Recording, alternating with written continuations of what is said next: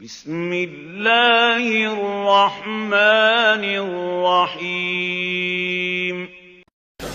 پتہ چلا دوستو، آپ زندگی کا ہر مسئلہ اگر آپ حدیث کے مطابق چلنا چاہیں گے، خدا کی قسم 1.5 لاکھ حدیثیں بھی اگر آپ لے کر بیٹھ جائیں گے تو اپنی زندگی کا ہر مسئلہ آپ اس میں حل نہیں کر سکتے۔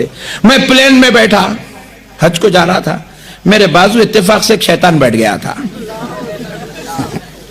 شیطان بولے تو ریل شیطان نہیں، شیطان کا بھائی تھا۔ تو میں اس کو پوچھا، میاں رسول اللہ صلی اللہ علیہ وسلم تو دین کے کام میں ہر نئی چیز کو بدعت بولے، تو آج پلین میں بیٹھا اور حج کو سفر کر رہا ہے، یہ سفر کے لیے اس پلین کا استعمال کون سی حدیث سے ثابت ہے؟ نہیں۔ اب میں بولا جان دے، بیٹھ گیا، اب ڈھکل تو نہیں سکتا نیچے، بیٹھ گیا، بیٹھ جا۔ ایک کام کر، نماز کا وقت ہوا، اب قبلہ کدھر کریں گے؟ حدیث سے بتانا۔ ادھر کرا تو میں پوچھوں گا ادھر رخ کرنا کون سی حدیث میں ہے؟ ادھر رخ کرے گا تو پوچھوں گا ادھر کون سی حدیث میں لکھا ہوا ہے؟ پہلے تو پلین کا ذکر حدیث میں ہے نہیں، اب قبلہ لاتا کہاں سے؟ کعبہ نیچے، تو اوپر۔ بات سمجھ میں آئی؟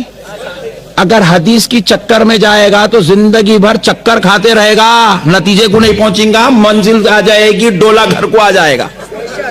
امام اعظم کا غلام بن جا، ہر مسئلہ حل ہوتا چلا جائے گا، ہر مسئلہ حل ہوتا چلا جائے گا۔ امام نے جتنی محنت کرنی تھی ساری محنت کر لی، امام جتنا سکھانا تھا سارا کچھ سکھا دیے، جتنے مشکلیں تھے امام نے اپنے اوپر لے لیا، جتنے مسئلے تھے امام۔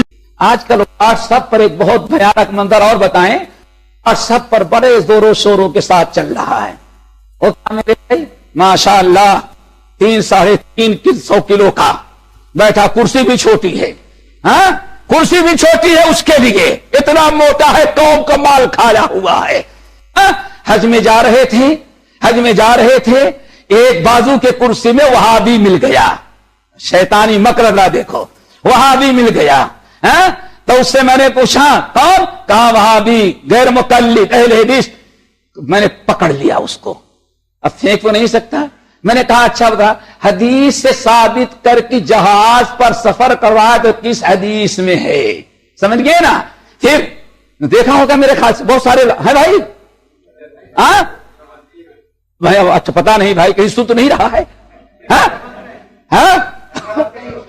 اللہ سوچو، یہ بھیانک مناظر اس لیے پیدا ہوتے ہیں دوستو، اس لیے پیدا ہوتے ہیں کہ اس نے نبی کی ہدایت کا جو اہدنا الصراط المستقیم 17 مرتبہ عشاء کی نماز، پتہ نہیں 17 مرتبہ کتنی مرتبہ، 17 مرتبہ کا عشاء کی نماز میں اہدنا الصراط المستقیم۔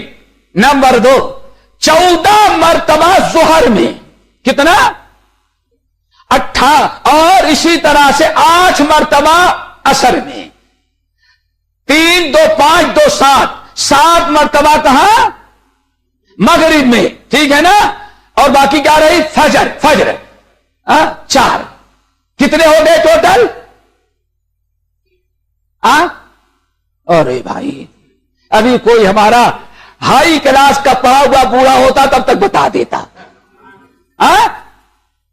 ذرا سوچو، 17 مرتبہ کتنے نماز عشاء؟ 17 سمجھے کہ نہیں سمجھے؟ اچھا پھر فجر میں 8 مرتبہ، 4 مرتبہ، کتنا؟ 48 مرتبہ یہ الصراط المستقیم مانگ رہا ہے، لیکن اس کے باوجود جہاں گمراہی میں تھا وہیں رہ گیا۔ کیوں؟ دعویٰ ہے کہ حدیث پر عمل کرنے سے گمراہی ہوتی ہے۔ دیکھو واٹس ایپ پر، جب حدیث پر عمل کرنا گمراہی انسان سمجھے گا، سمجھ گئے نا؟ تو اس کا جرم کیا ہے؟ اس کا جرم کھانا نہیں ہے، اس کا جرم موٹاپن نہیں ہے، اس کا جرم جو ہے نذرانے قبول کرنا نہیں ہے۔ اللہ کی قسم، اس کا جرم یہ ہے کہ حدیث پر عمل کرنے کی ضرورت ہے نہیں، بلکہ حدیث پر عمل کرو کہ تو گمراہ۔ بس اماموں نے جو کہا وہی ہمارے لیے کافی ہے۔ تم سنتے جاؤ۔ پھر اس کے بعد بڑی لمبی داستان، قبلہ کہاں ہے، یہ کہاں ہے، وہ کہاں ہے، پوچھوں گا۔ फिर आखिर में अरे भाई इसीलिए मैंने कहा हदीस को छोड़ो, हदीस के चक्कर में फंसोगे तो फंसे ही रह जाओगे। इमाम आदम के गुलाम बनो, सारी मुश्किलात हल। मैं पूछता हूं, सोचो आदमी जब हदीस छोड़ता तो कैसे, आखिर प्लेन कब इजाद हुआ भाई, कोई बता सकता है किस सन में? 105 साल। अबू हनीफा अगर अहले हदीस प्लेन में नमाज पढ़ता है, सफर करता है, तो सवाल ये है कि नबी के जमाने तो नहीं, तो अबू हनीफा के जमाने में था। हाँ भाई, तो पहले तुम बताओ कि हनफी हो तो अबू हनीफा से साबित करो। अगर वाकई तुम पक्के हनफी हो तो बताओ कि अबू हनीफा ने फिक़ह की किस किताब में कहा है कि प्लेन पर नमाज पढ़ना चाहिए। जैसे अबू हनीफा के अल्लाह के रसूल के जमाने में नहीं था, अबू हनीफा के जमाने में भी नहीं था। तो जो जवाब तुम्हारा होगा हम तो नहीं जवाब देंगे, हम क्या कहेंगे? सूरतुन नहल अल्लाह ताला ने बयान किया, वल खैल वल बिगाल वल हमीर लितरकबूहा वज़ीना व यखलुकु मा ला ताअलमून। ये ऊंट है, खच्चर है, इस पर सवारी करो और आगे हम ऐसी सवारियां तुम्हारे लिए पैदा करेंगे जिसको तुम अभी सोच नहीं सकते। पता क्या हमारे हक वही है कि कुरान हदीस के कोई अमल तीसरा हमारा कोई अमल हो ही नहीं सकता। एक का सबूत भी पता नहीं क्या है, अल्लाह ने के लिए है, वह यखलुकु मा ला ताअलमून। मेरे बंदो अभी तुमको बताऊं कि प्लेन पैदा होगा उस वक्त, तो शायद लोगों के समझ में आइंदा ऐसी सवारियां हम तुम्हारे लिए पैदा करेंगे कि जिनको तुम अभी सोच नहीं सकते। किबले की बात आई, अल्हम्दुलिल्लाह, अरे मजबूरी के बिना बच्ची भी तुमने रुक करके नमाज, अल्लाह तुम्हें वही मिल जाएगा, यानी नमाज तुम्हारी वही करो, वही तुम्हारा किबला अल्लाह बना दिया करता है। मेरे भाइयों, कहने का मतलब ये कि अब पूरी दुनिया को गुमराह करने का बेड़ा उठाया और सुभान अल्लाह, नारे गौसिया, नारे रिसालत लगाया जाए। ये सारे भयानक मनादिर क्यों आते हैं?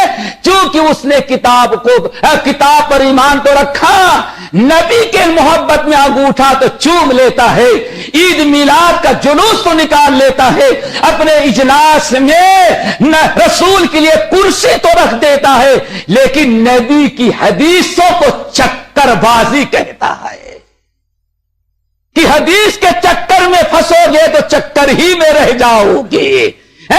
हम तो चक्कर से निकल गए और चक्कर में रहे, चक्कर में मरते ही रहोगे।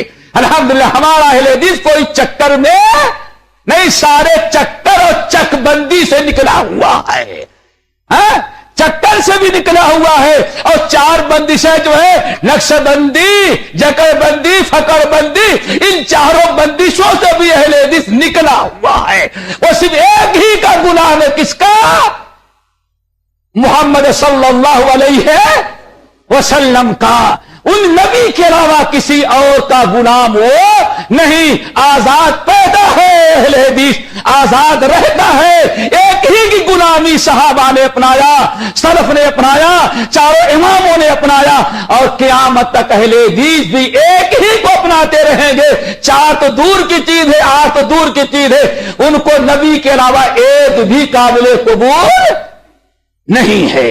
ये सब सारे भयानक मनादिर कब है? जब हदीस को उसने छोड़ा।